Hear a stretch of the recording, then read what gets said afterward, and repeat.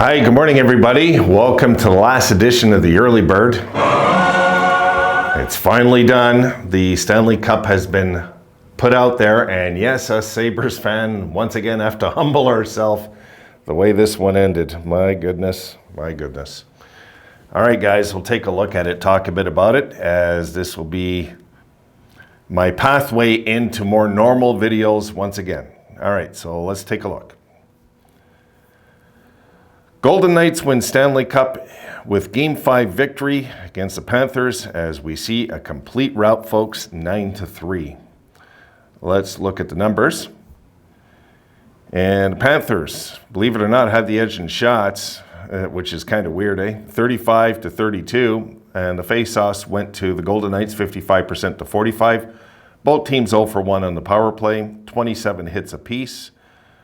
26 blocks for the Golden Knights, 12 for the Panthers, and 14 giveaways Florida. Vegas had 23. And the shots on goal, first period 11-8 Vegas, second period 14-6 Vegas, and in the third period 21-7 Florida. There is that 35-32 total. Scoring. You might want to take your popcorn for this one. It's going to take a while. Mark Stone opens it up at 11:52 of the first. Shorthanded, sets the tone right away. A shorthanded goal, 1-0 Vegas. Then Haig makes it 2-0 from Eichel and Marchessault after one.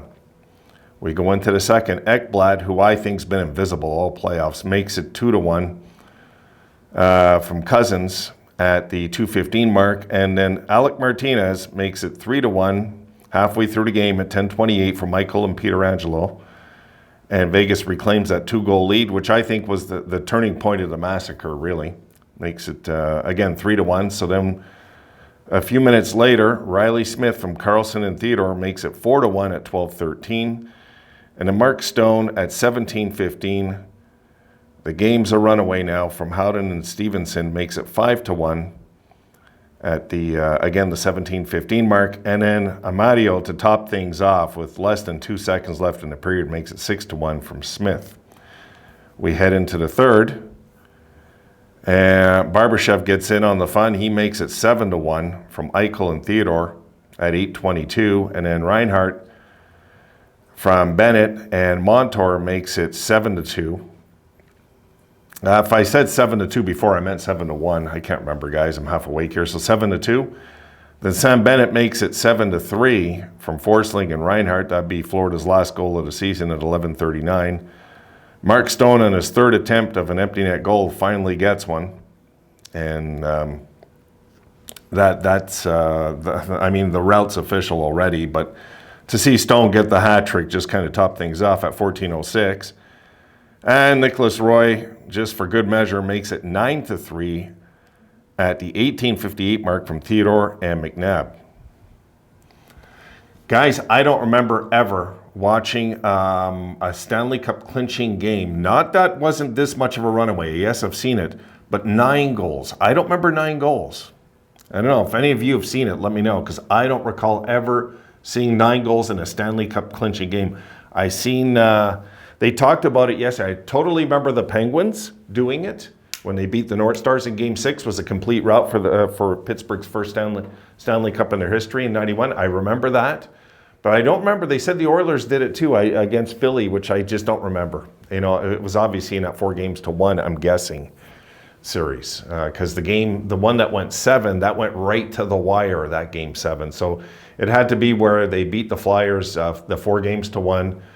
The year Pelle Lindbergh lost his life in the car accident, and that's that. So look, this game is done. Mercifully, it's done. I picked against Vegas in every single round. I did. I honestly thought this team was not going to eventually win the Stanley Cup. But Adin Hill made me nervous. I will say that. Adin Hill throughout this playoff worried me that he might carry this on all the way.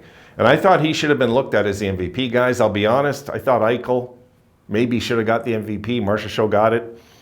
Eichel played really good in every round, it seemed, though. Like, I know he started slow there in the beginning, but then, I don't know. I know he didn't score the last few rounds, right? He just didn't get much goals, but he just seemed to be such a force out there for the team, I'll admit it.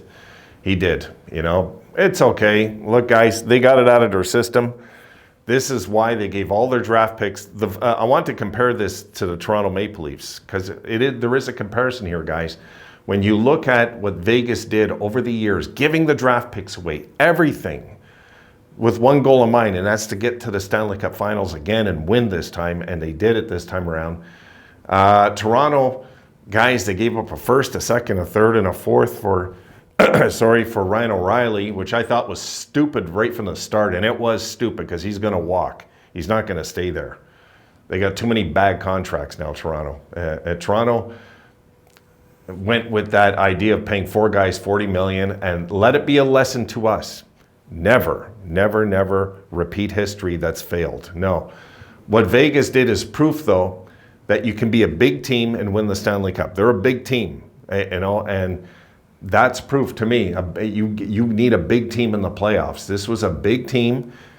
If you notice, they weren't overly physical. They were physical, not overly physical, though. They weren't like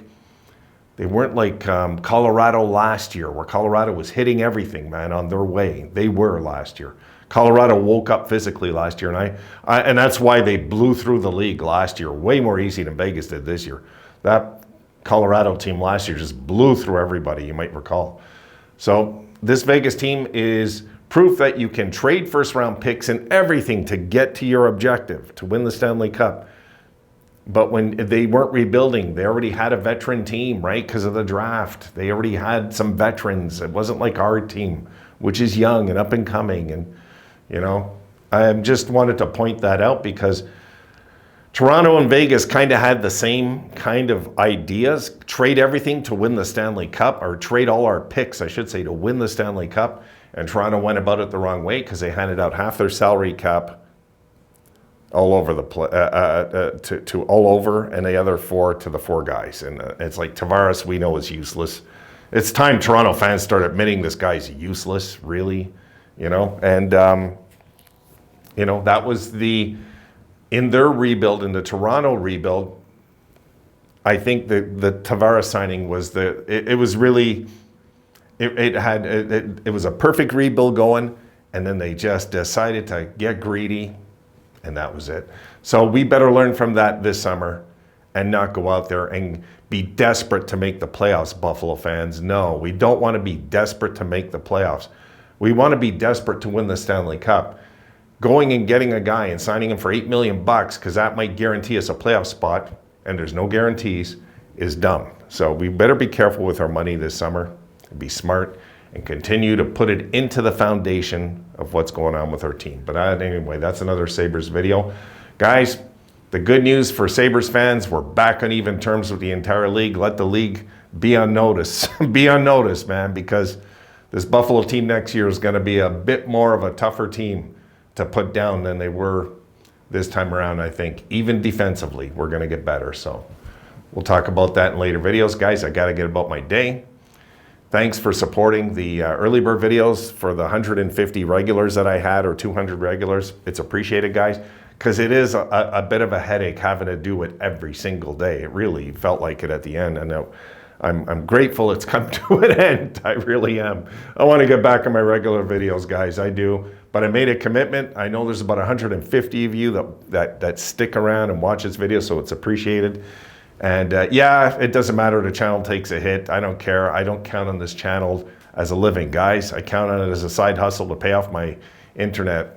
You know, it's not like a side hustle where yet that I can count on for a living. It's just not. So I'm glad this is over with. Final thoughts on it, guys. I like watching teams win their first Stanley Cup. I do. I will admit I do. And I was a side of me that was happy for this franchise, believe it or not. There was, because they've never won the Stanley Cup. I don't like the franchise. I just don't. But look, they've won their first Stanley Cup now. Now there's all this expectation in the future that they're not going to be able to deal with down the line when it's time to put a team together and they have nothing in the pipeline. But hey, the sacrifice, any Vegas fan will tell you, was worth it by them winning the Stanley Cup. Come on. I mean, you know, they've won. They got it done. Toronto couldn't even get out of the second round in their entire tenure under Dubas. Like, you know, That's an ongoing project over there. This is proof that I think it's the quickest team from scratch to ever win the Stanley Cup, if I'm right. It was the Islanders at 7 years, right? I'm pretty sure. 73, 74, 74, 75, 75, 76, 76, 77. Oh, 8th year, the Islanders. My bad, the 8th year. So the Islanders took 8 years. The Sabres got to the finals in their 5th year. I remember the Islanders in their 3rd year came a win from the finals. This Vegas team got to the finals the first time around. And you notice Bettman, in closing, guys, had to throw out there how it's a hockey market. And, oh, God, that guy's so fake. Anyway, I'm dropping this, guys. I'll see you guys from now on in the normal videos. And my little girl wants to go out, and you'll see Rosie in an upcoming video as well. See you then.